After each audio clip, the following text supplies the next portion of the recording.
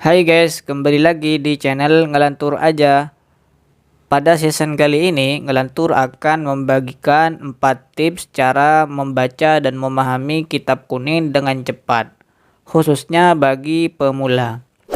Sebelumnya, silahkan teman-teman subscribe channel ini agar teman-teman tidak ketinggalan video-video Ngelantur selanjutnya. Sebenarnya tidak ada cara khusus ya untuk membaca dan memahami kitab kuning. Namun pengalaman saya dengan 4 cara ini terbukti lebih cepat potensi kita untuk bisa membaca dan memahami kitab kuning. Bagi penuntut ilmu agama, gramatika bahasa Arab merupakan ilmu yang sangat urgen untuk diketahui sebelum mengetahui atau sebelum belajar fan-fan yang lain.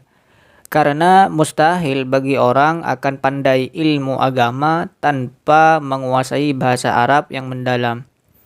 Dalam Nadhaman Imriti disebutkan wannahu aula awwalan ayyulama idzil kalamu dunahu lan yufhama. Dan nahu adalah utama dan pertama untuk diketahui karena perkataan tanpa nahu tidak akan dipahami. Dalam kitab Manaqibus Syafi'i karya Imam Al-Baihaqi diceritakan bahwa sebelum Imam Asy-Syafi'i memulai rihlah ilmiahnya, beliau belajar dan mendalami sastra bahasa Arab di Bani Hudzail di kota Mekah selama kurang lebih 20 tahun. Kemudian Imam Asy-Syafi'i pernah ditanya oleh seseorang, "Ada apa dengan lamanya engkau mempelajari bahasa Arab, wahai Imam Asy-Syafi'i?" Beliau menjawab, "Untuk membantuku memahami ilmu agama." Sehingga dengan kecerdasan dan penguasaan bahasa Arab yang mendalam, jadilah yang kita kenal Imam Asy-Syafi'i. Orang-orang yang tidak memahami kaidah bahasa Arab maka tidak berhak untuk berbicara atau membahas ilmu agama. Jika tidak, maka endingnya akan menghasilkan pada pemahaman-pemahaman yang keliru. Inilah yang terjadi pada penduduk Irak dahulu. Imam Ibnul Jauzi dalam kitabnya Daf'u Syubahit Tashbih bi'akafit Tanzih menukil salah satu perkataan ulama, "Amatu man tazandaqa min ahlil Irak li jahlihim bil Arabiyyah." Kebanyakan orang-orang yang zindik di penduduk Irak li jahlihim bil Arabiyyah karena ketidaktahuan mereka dengan bahasa Arab. Oke teman-teman, tanpa ngelantur panjang lebar, inilah 4 tips cara untuk membaca dan memahami kitab kuning dengan cepat.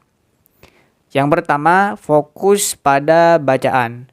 Jadi jika ada dari teman-teman benar-benar memulai dari nol, kasarnya tidak tahu sama sekali, maka langkah pertama adalah fokus untuk membaca tanpa memikirkan benar dan salahnya bacaan. Ini bertujuan untuk melatih lisan kita untuk terbiasa dengan ibarah-ibarah kitab dan melatih otak untuk mengenal kosakata-kosakata kitab. Yang kedua, fokus pada bacaan dan analisa i'rab.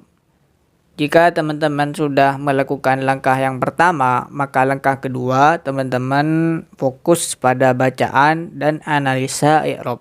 Artinya teman-teman berusaha mengetahui posisi i'rab dari kata per kata dan kalimat. Contoh kalimat Zaidun qa'imun. Pada level ini teman-teman harus tahu i'rab posisi Zaidun qa'imun. Saya sarankan teman-teman untuk kitab Nahwu yang dipelajari adalah kitab Matnul Jurmiyah. Karena kitab ini kitab paling bagus untuk pemula sebagaimana disampaikan oleh Asy-Syaikh Imriti. Yang ketiga, fokus pada arti setiap kata atau kalimat. Pada langkah yang ketiga ini, teman-teman mulai belajar mengartikan dari setiap kata atau kalimat dalam ibarah.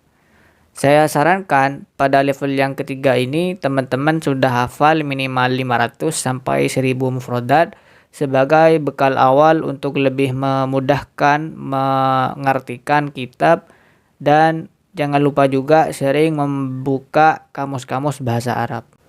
Yang keempat, fokus memahami setiap kata dan kalimatnya. Di level terakhir ini, teman-teman mulai berusaha memahami maksud perkataan musannif pada setiap kata atau kalimat. Di level ini juga saya sarankan teman-teman sudah mulai belajar kaidah-kaidah bahasa Arab yang lain seperti balaghah, bayan, dan ma'ani. Contoh sederhana, dua kalimat Zaidun qa'imun dan qama Zaidun. Dari segi arti, kedua kalimat ini mempunyai arti yang sama, yaitu Zaid berdiri. Namun dari segi makna kata per katanya, keduanya berbeda. Kalau qama Zaidun, maknanya Zaid berdiri.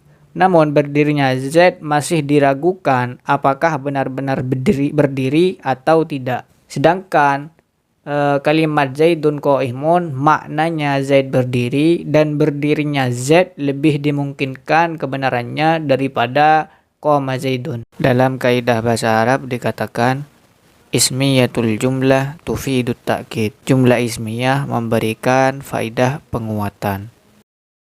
Oke, itu aja teman-teman ngelantur kali ini. Jika teman-teman belum paham, silahkan tulis di kolom komentar.